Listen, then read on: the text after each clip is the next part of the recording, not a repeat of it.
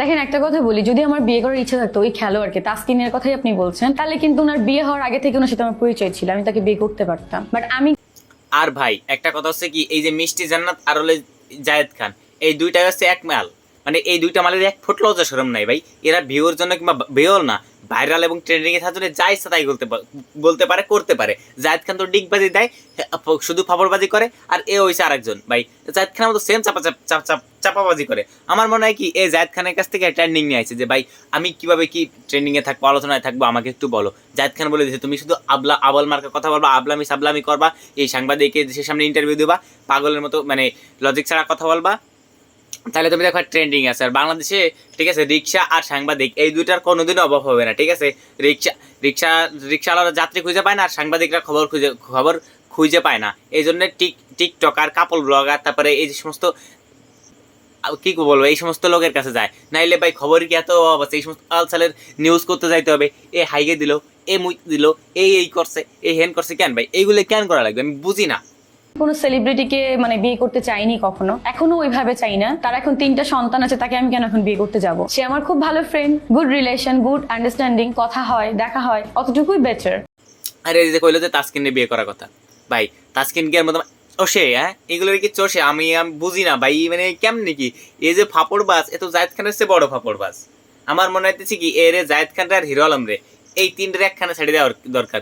আমার ভাই হিরো আলম বাদ, কিন্তু এই দুটোর একখানে ছেড়ে দেওয়া দরকার। ঠিক আছে, আর হলো শারিয়ান নাজিম, জয়, এই তিনটারে ভাই একখানে ছেড়ে দেওয়া উচিত। মিষ্টি জান্নাত, জায়েদ খান, শারিয়ান নাজিম, জয়, এই তিনটার একখানে ছেড়ে দেই, তারপরে খেলাটা আমরা দেখতে থাকি যে তিন চাপাবাজ কি করতে পারে। দেখা গেল 3-4 বাজের ভিতরে যুদ্ধ লেগে গেল, যুদ্ধ লাগলে আমরা ঠান্ডা করে দেবো। কিন্তু ভাই এদের মধ্যে একটা মানে কথা, একটা চাই আমরা, মানে এরা তিনজন যে কি লেভেলের চাপাবাজি করতে পারে এইটা ভাই আমাদের ধারণার বাইরে, আমরা ধারণা করতে পারবো না। মাঝে মাঝে জায়েদ খান হারায় যায়, এ আসে, আবার শারিয়ান নাজিম আসে। মানে এরা তিনজন মানে কি বলবো ভাই, এরা তিনজন ঘুরপাক খায়, এই আলোচনায় থাকে, ও আলোচনায় থাকে, ও আলোচনায় থাকে। জায়েদ খান মাঝে মাঝে ডিগ বেঁধে দেয়, আর এ ওরে থাবড়া বাচ্চায়। আর শারিয়ান নাজিম যায় তো ওই টুকাই মামুন, ওই আরে ওরে ধরে না উল্টাপাল্টা প্রশ্ন করে, ট্রেন্ডিং এ থাকে। কেন ভাই তোমাদের এত চুলকানি কেন? চুলকানি থাকলে চুলকানি মলম লাগাও, তাহলে তো সেরে যায়। এই রে নিয়ে এরকম ঘষাঘষি চুলকি কি করার তো কোনো মানে দেখতেছি না। কি দরকার আমার বল ভাই।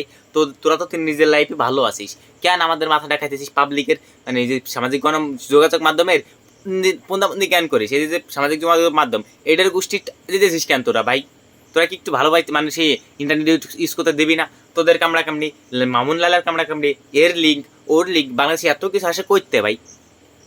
আর বাঙালি মানেই বিনোদন, আর ব্রিটিশরা বাইচে গেছে বাঙালিদের হাতে। নাহলে হিরো আলম, জায়েদ খান, এই যে মিষ্টি জান্নাত, তারপর শারিয়ান নাজিম, এদেরকে সহ্য করা লাগতো ভাই। ওরা বাইচে গেছে, আমরা ফাইসে গেছি।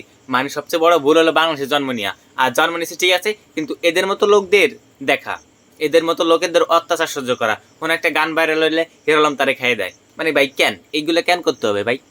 একটু বোঝা আমাদের, তোরা কেন আমাদের মাথা খাস? তোরা কি একটু ভালোই চলতে পারিস না? বুঝি না ভাই।